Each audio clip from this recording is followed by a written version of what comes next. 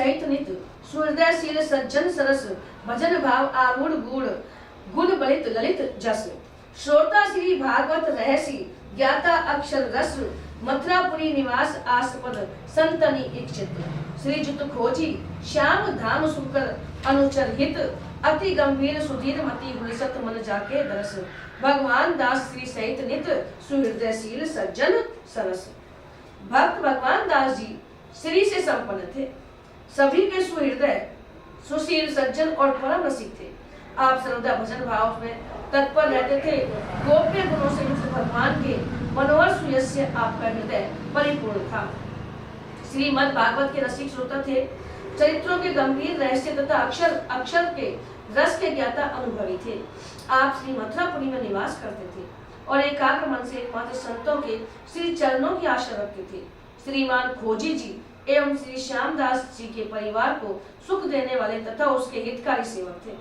आप अत्यंत धीर गंभीर बुद्धि वाले एवं ऐसे प्रेमी भक्त थे कि आपके दर्शन मात्र से मन प्रसन्न हो जाता था। भगवान दास श्री सहित यहाँ श्री शब्द का अर्थ भक्ति है। श्री जी भक्ति स्वरूपा है, भक्ति प्रियो माधव है, पुनि रघुवीर भगति प्यारी। भगवान दास जी नित्य निरंतर भक्ति रूपा श्री शोभा से युक्त थे। भक्ति भिन्न श्री भक्त के पास नहीं रहती है। भक्ति श्री के रहने पर सभी प्रकार की श्री संपत्ति शोभाएं आ जाती हैं। सुहृदय सुंदर हृदय वाले अर्थात प्राणी मात्र के प्रति मैत्री भाव रखने वाले थे। सुहृदय मतलब सुंदर हृदय होगा तो सभी प्राणी मात्र में मित्रता का भाव रखेंगे। सज्जनों की मित्रता दूध और जल की भांति होती है। जल दूध और असंत संत बन जाता है, पर कपट न हो तब। जैसे जल पे सरिस बिकाए देखो प्रीति के रीत भली, यानी दूध में अगर अपन जल को मिला देंगे तो जल भी दूध के भाव बिकेगा। रीति भरी अलग है, विलय होए रस जाए कपट कटाई प्रत पुनी। छीरे नात्म गतो काय ही गुना दत्ता पुरते अखिला, छीरे तापम वेक्षे तेन पैसा हात्मा कृशानो हृदय। गंतुम पावक मुन्मंद स्तत भवदय, दृष्ट्वा तु मित्रा पदम युक्तम तेन जलेन साम्यति सताम में तो पुनस्त्वि दृषि। दूध अपने पास आए हुए जल को अपने में मिलाकर अपने सभी गुण दे देता है, और जाते समय जल ने दूध को जलते देखकर पहले अपने को भस्म कर दिया। फिर दूध ने जल पर आई आपत्ति देखी तो उछलने लगा कि मैं गिर गिर कर आग को बुझाकर जल को बचाऊं। दूध को फनते देखकर जल का छींटा दिया जाता है, फिर दूध को जल मिला तब वह शांत हो जाता है। सज्जनों की मित्रता ऐसी ही होती है। सन्मित्र और कुमित्र के लक्षण देखिए प्रश्न 27 खंड में। भजन भाव आरूढ़ मन बुद्धि चित्त अहंकार की सकल वृत्तियों का इष्ट में लीन हो जाना ही भजन भाव में आरूढ़ होना है। ऐसे भक्त की दशा का वर्णन श्री सुंदर दास जी करते हैं। क्या कहते हैं सुनिए। प्रेम लगो परमेश्वर सो तब भूली गयो सभी घर बार। जब भगवान से प्रेम हो जाता है तो घर बार की चिंता छूट जाती है। जो उन्मत्त फिरे जित ही तित नेकु रही ने शरीर संभाला। और उन्माद से वो फिरता है, उसको अपने शरीर की भी सुधि नहीं रहती है। सांस उसास उठे सब रोम चले द्रग नीर अखंडित धारा। और सुंदर कौन करे सट कलवनी छाकी पर्यो रस पी मतवारा। न लाज कानी लोक की न वेद को कहो करे, न शंख भूत प्रेत की न देव यक्ष ते डरे। सुने ने काऊ और की रहे ने और इच्छना, कहे ने और बात भूली प्रेम भक्ति लक्षणा। इनमें अनेक गुण थे। इनका पवित्र सुयश था। श्रोता श्री भागवत अर्थात श्रवण मनन और निधि ध्यासन तीनों को करते थे। हीन कक्षा से उच्च श्रेणी में पहुंचाने वाला मनन है। अच्छा, मनन श्रवण मनन और निधि ध्यासन। तो जो हीन कक्षा से निम्न कक्षा से ऊंची श्रेणी में पहुंचाने वाला मनन है, मनुष्य में मनन शक्ति है, अतः पशु पक्षी आदि से श्रेष्ठ है। तर्वो अपि ही जीवंती मृत पक्षिणे स जीवति मनो यस्य मनेनोप जीवति। योग वशिष्ठ जी ने को तो वृक्ष पशु पक्षी आदि सभी जीते हैं, पर वास्तविक जीना उसी का है जिसका मननशील है, जो मनन चिंतन करता है। मनन करते करते इन्हें निधि ध्यासन अर्थात सतत स्मरण, तब श्री भागवत की कथा का रहस्य और अक्षर अविनाशी प्रभु का मधुर रस प्राप्त होता है। श्रेष्ठ श्रोता थे चातक, शुक, मीन और हंस के लक्षणों से युक्त थे। श्रेष्ठ श्रोता, श्रोता चार प्रकार है, चातक, शुक, मीन और हंस के लक्षणों से युक्त थे। मथुरापुरी श्री नाभा जी की प्रार्थना है, जे बसे बसत मथुरा मंडल ते दया दृष्टि मोपे करो। कानर दास जी मथुरा में उत्सव करते थे और मधुपुरी महोत्सव मंगल रूप कानर को सो को करे गए। श्री तुमर भगवान भी बीतत बरस मास आवे मधुपुरी। बीकानेर नरेश श्री पृथ्वीराज जी ने मथुरा में शरीर छोड़ा, चलो चढ़ी सालिनी पे लई मधुपुरी आन। उक्त स्थल में मथुरा की महिमा देखिए। आस पद संतनी एक चित्त, मेरे भक्ते देई देव, अर्थात संसार के सारता और देह की नश्वरता का बोध था, अतः भक्तों की आशा थी, इन्हीं में अनन्य भाव था। संत पद विमुख मैं और मेरे के चक्कर में रहता है। जैसे मेरो देह मेरो गेह, मेरो परिवार सब और मेरो धन माल, मैं तो बहुविध भारो हूँ। मेरो सब सेवक हुकुम को मेटे नहीं, मेरी युक्ति को मैं तो अधिक प्यारो हूँ। मेरो वंश ऊंचो, मेरे बाप दादा ऐसे भये, करत बढ़ाई मैं तो जगत उजियारो हूँ। सुंदर कहत मेरो मेरो कर जाने सठ, ऐसे नहीं जाने मैं तो काल ही को चारो हूँ। जानी वे को मन प्रतिपति मन आइयो, दुहाई ले दिवाई माला तिलक ने धारिये। मानी आनी प्राण लोभ केती कनी त्याग दिए, छिपे नहीं जात जानी वेदी मारी राजी। भगवान दास तुम भक्ति सुख रास भरो, करियो ले सुदेश देश रीति लागी प्यारिये। और रीजियो नभ देखी रीजी, मथुरा निवास पायो और मंदिर करायो हरिदेव सो निहारी। एक बार बादशाह के मन में आया कि तिलक कंठी धारण करने का प्रण किसका सच्चा और किसका कच्चा है, इसकी परीक्षा करनी चाहिए। उसने मथुरा नगर में ढिंडोरा पिटवा दिया कि कोई भी माला तिलक धारण न करे, और यदि कोई माला तिलक धारण किए देखा जाएगा तो उसे फांसी की सजा दी जाएगी। बादशाह की आज्ञा के अनुसार बहुतों ने प्राणों के लोभ में आकर माला तिलक धारण करना बंद कर दिया। बहुत से लोग अपने घरों में छिपे गए, बाहर नहीं निकलते। उन्होंने समझाया कि बादशाह जानेगा तो मरवा डालेगा, परंतु भक्त श्री भगवान दास जी बादशाह की आज्ञा को सुनकर बिल्कुल भयभीत नहीं हुए, क्योंकि उनके हृदय में आनंद स्वरूप अपार भक्ति भरी हुई थी। उन्होंने अति सुंदर वैष्णव वेश धारण किया और बादशाह के दरबार में जा पहुंचे।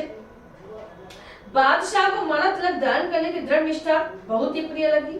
वह इनकी इस निष्ठा और निर्भयता को देखकर रीझ गया।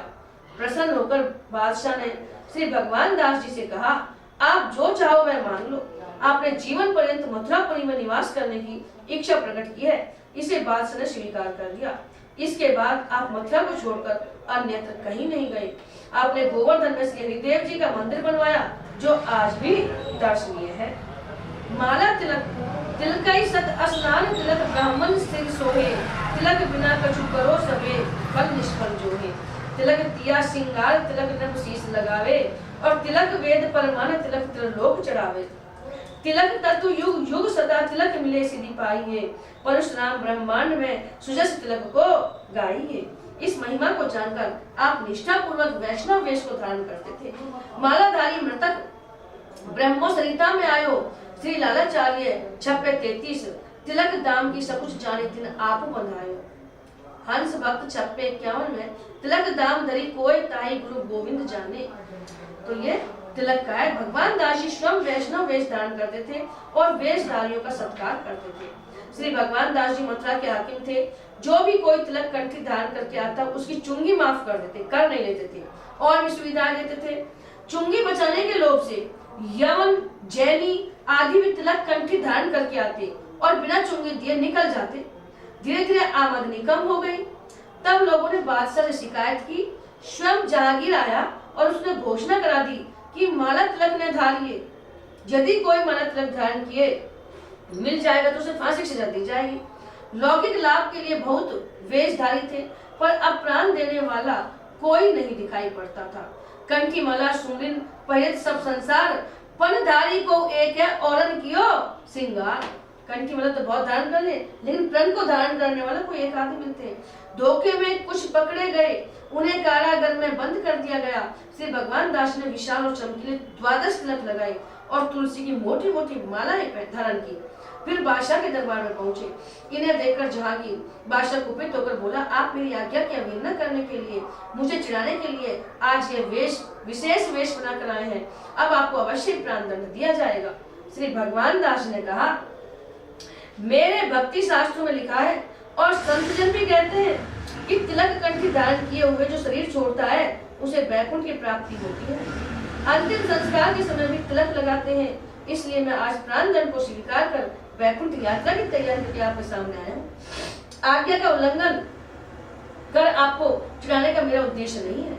यद्यपि प्रभु की प्रतिज्ञा है कि यदि वातादि दोषों के कारण मेरा भक्त मुझे भूल जाता है तो मैं उसका स्मरण करता हूँ, जिससे परम गति को प्राप्त कर लेता है।